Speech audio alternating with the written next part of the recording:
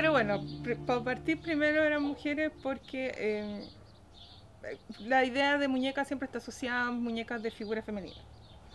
Y en segundo lugar porque estaba partiendo y era más fácil hacer que una muñeca, hacer una muñeca que se viera femenina que hacer un muñeco que se viera masculino sin entrar a ponerle mil músculos y que pareciera así el prototipo de superhéroe, cuando yo quería hacer personajes que tenían cuerpo como normal.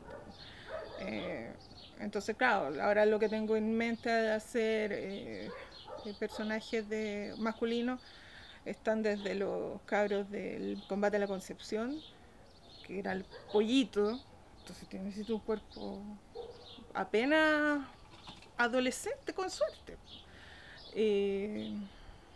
A hacer, no sé, pues, personajes que normalmente se muestran como altos y delgados y otros como medio barrigones y viejitos. Entonces no me sirve el cuerpo del superhéroe. Entonces necesito, y que se vea masculino, que no se vea esa cosa extraña que no es ni chicha ni limonada. Primero busco imágenes en el fondo de cómo se ve o cómo se dice que se ve cada personaje. Después busco, veo la biografía y algo que me hable un poco más del carácter del personaje, no es solo de como la cosa físicamente, o sea, ponle tú, no te garantizo que lo haya logrado, pero ponle tú la Quintrala tenía no solo que ser bonita, como decían que era, o tener el pelo rojo y los ojos verdes, sino que tenía que tener una mirada como de caprichosa, así como de yo soy aquí. Eh, no sé si lo logré con la Javiera Carrera, porque en el fondo de los cuadros tú la ves como súper dulce. Todos los cuadros se ven súper dulce, trata de ser la dulce. Pero en el fondo, tú la veías ahí en la biografía y era una mina así como súper con un carácter así que. Entonces, ¿por qué se ve tan dulce si tiene un carácter endemoniado? Pero, o sea, tratando de reflejar en el fondo el carácter también en el personaje. De ahí el vestuario, que el vestuario fuera tingente a la época, que idealmente los materiales fueran usados en la época. Porque tú, la única que tiene material sintético era la María Luisa Bombal, porque en el fondo en esa época se estaba como de moda el nylon y todas estas telas como más plásticas. Pero todos los demás personajes van como a la fibra natural. El cuero, que fuera cuero de verdad, porque me permite hacer más cosas también el cuero que un cuero sintético, porque el sintético es como tieso y todo. Que los zapatos fueran de la época, busco cortes de cómo son los zapatos de la época, trato de hacer lo más parecido a la construcción, el peinado, las joyas, todo tratando de que sea propio del personaje, ya sea porque está documentado de alguna forma o porque está documentado en fuentes de la época. No necesariamente en él, pero sí, yo sé que si este cuadro es de la misma época y del mismo estrato social, lo más probable es que haya tenido algo similar. Los mitos, bueno, la lista era larga también, pero permitía jugar un poco más. Eran mitos que igual la mayoría los conocía, o por lo menos eran muy conocidos dentro de una zona. Entonces al llevarlo a otra zona hacía que supieran más de otros lados la gente. Pero aún así vieran identificados mitos que les eran propios, entonces eran como mitos de todos lados, del norte, del centro, del sur. Eh, y en el tema de historia, los personajes de la historia, bueno, y la lista era enorme. En el fondo era también abarcar distintas épocas y distintas áreas de pensamiento, o algunas que tenían algo como militar o estratégico, como la independista de la Javiera Carrera o la Sargento Candelaria, o que estuvieran más el tema de la política y el feminismo, como la Elena Cafarena, qué sé yo, las artes, la Isidora Segers o la María Luisa Bombal, y eso, en el fondo representar distintas épocas y distintas actividades dentro de la sociedad chilena. Bueno, el diseño, tú diseñas lo que quieres hacer, el tipo de muñeca que quieres hacer, el tipo de cuerpo que quieres hacer. Luego lo haces en una plasticina escultor o un material parecido.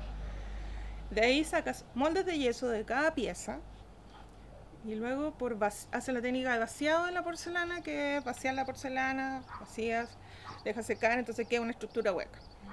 Te sacas del molde, te dejas secar un poquito y refinas todos los detalles, haces los hoyitos que hay que hacer, haces arrugas que no habían, cambias sobre todo las facciones, pómulos, más pómulos, menos pómulos, más nariz, más pera, menos pera.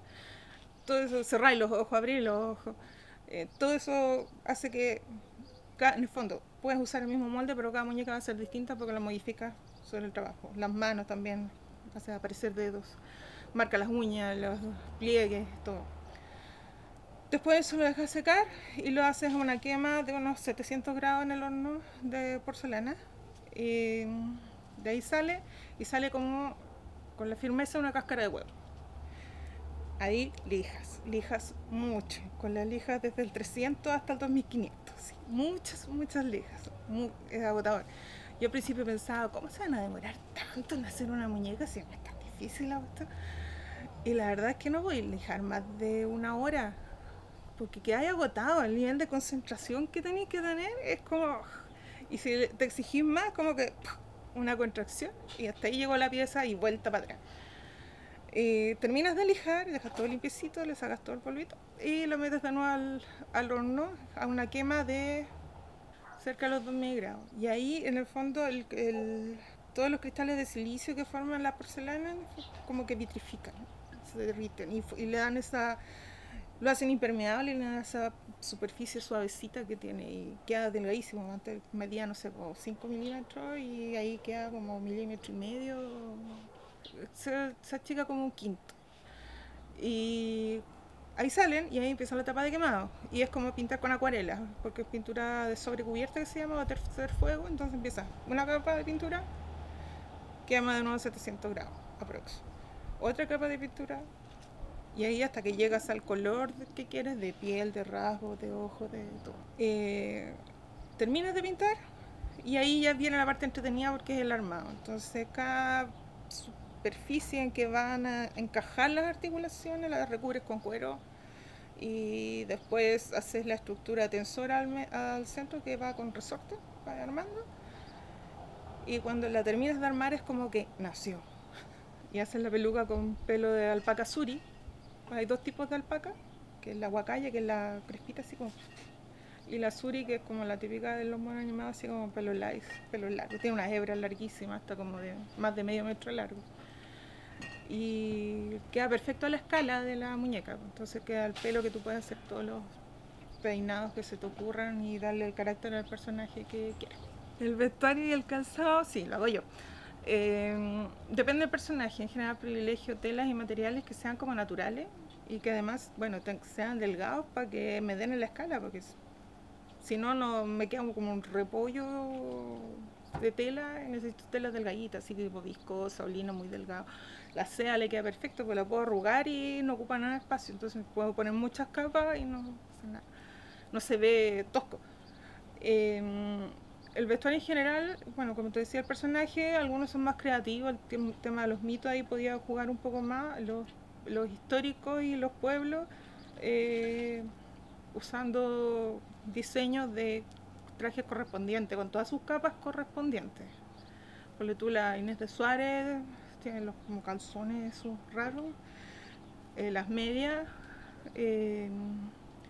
la chemise, que es como una camiseta larga, la enagua, la falda, el gambesón, que era el chaquetón acolchado que protegía de los golpes, y encima la coraza, el peto de acero, y la espada también de acero, que también se lo pedí a un amigo que es artesano, que es armero en el fondo, y él me hizo así como, es que este es el periodo histórico, con un asesor, un amigo que es historiador, y este es el tipo de espada que podría usar, porque el de cruz, la espada de cruz, la empuñadura de cruz, tenía que usar un nombre porque las mujeres eran vistas negativamente en esa época, así que no habría tomado una.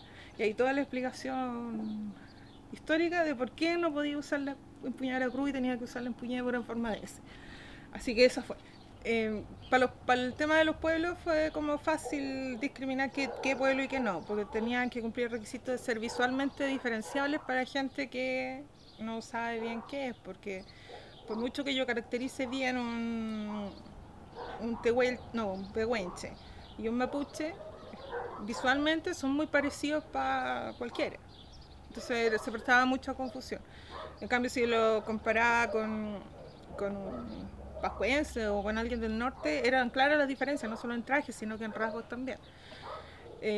Ahora para las del sur estaba la Kawashkar y la Ona, que es, siempre me dicen que la Ona parecía Barbie, pero en el fondo lo que quería simbolizar con que ella fuera alta y flaca era que en ese tipo de pueblos se caracteriza por ser muy alto.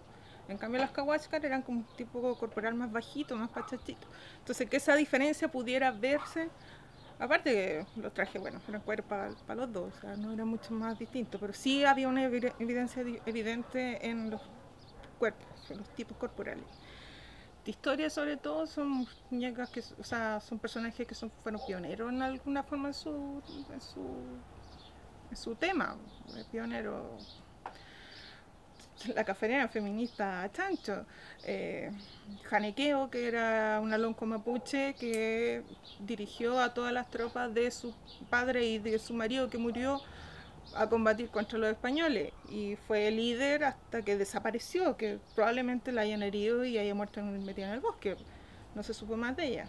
De hecho, los españoles decían que la Juana de Arco de la Araucanía. La Inés de Suárez también, o sea, tú podéis ver todo el feminismo de ella porque vino a buscar a las Américas a su marido y que no lo vio porque se había muerto. Pero aún así se quedó, buscó, es una de las conquistadoras que sobrevivió a todos los conquistadores de su época. Que si bien dicen de que iba a cortarle la cabeza, yo no creo que fuera a cortarla. Yo creo que el hecho de que ella alentara en el fondo a los soldados, que ella dijera que yo soy valiente y voy a salir a pelear y a tomar la espada, ya era suficiente dolor para su masculinidad, sobre todo para el papel que tenía la mujer en esa época. Entonces eso ya es héroe de feminismo. La Margot Duhalde, que yo te decía que era mi heroína, o sea, valiente, más valiente que cualquiera. Una mujer salió de Chile a pelear en la guerra mundial, o sea, no fue un hombre, fue una mujer. Y una cabra chica, porque tenía 21. La sargento Candelaria, que representaba a todas las cantineras que también fueron a pelear, porque sí, por defender su tierra, sus hombres, lo que fuera, pero se metieron en una guerra que podrían haber perfectamente hecho el quite. Y todas las mujeres, en el fondo, ahí son todas feministas. La Javiera Carrera, muchos dicen de que fue en el fondo la instigadora también del movimiento independentista, más que los mismos hermanos. En el fondo ella era el cerebro detrás de la operación. La Quintrala, que todo el mundo dice que es una bruja, tirana, whatever. Tenéis que pensar de que cómo sería ella si la traía al siglo XX, cómo actuaríamos nosotros si nos llevara al 1600. O sea, era la mujer más rica de Chile. Tenía terratenientes, pero tierra para todos lados. Y tenía que obligarse a casarse. Y más encima pasarle toda la fortuna al marido. Para que le administrara al marido. O sea, ¿quiénes usan los juicios de eso? Obvio que no se quería casar, po. Y eso le valió la guerra a toda la sociedad y a la iglesia también. Ahora era nieta de Machi, así que probablemente haya sido sus cosas en la herbolaria, o sus menjunje y ritos. Pero no podéis pensar que esas cuestiones se las creía ni siquiera como ciertas. O sea, y en el fondo que tratara mal a los esclavos, bueno, en los 1600 y tanto, todo el mundo trataba mal a los esclavos, o sea, no era tema. El tema era que no era obediente. El tema era que no hacía caso ni a la iglesia ni a sus padres. Y que tenía una vida sexual activa, por lo que se sabe, ¿por qué no la tendría? O sea, si tenía 20 y tantos, 30 y tantos años, hizo lo que quiso. Y más, si piensas que fue criada como rica que era, o sea, de haber sido caprichosa, llevar su idea, tuvo toda la inteligencia para decir no quiero casarme nomás. O sea, todos los personajes representan distintas áreas del feminismo y así a chancho, power. Por eso también son esas mujeres, por eso también son mujeres de la historia. Y esto es genial, por ejemplo, cuando lo llevamos a las exposiciones y llevaban los cabros a los colegios. Porque no sabían nada de los personajes, aparte de lo típico. Entonces empezábamos a conversar todo esto y era como, ponte tú en su lugar, o tráelo y ponlo en tu lugar, que haría ese personaje. ¿Cómo viviría las situaciones de la historia en que vivieron ellos? Entonces como un tema chorro de reflexionar con los cabros. Como entretenido. Las partes que lo llevamos en Ancud fue genial, por ejemplo, porque hicimos la actividad de difusión allá. invitaron a los colegios. Me dijeron, no, siempre llega un curso, 2 cursos. Ya no como 6. Y fue como, tuvimos que hacer en 2 tandas la cuestión porque eran muchos y eso que estábamos en el hall de entrada, que era una tremenda sala. Entonces, les gustó harto. De hecho, hasta el día de hoy me siguen apoyando y lo siga participando. Dicen en los fondos todavía me siguen mandando cartas.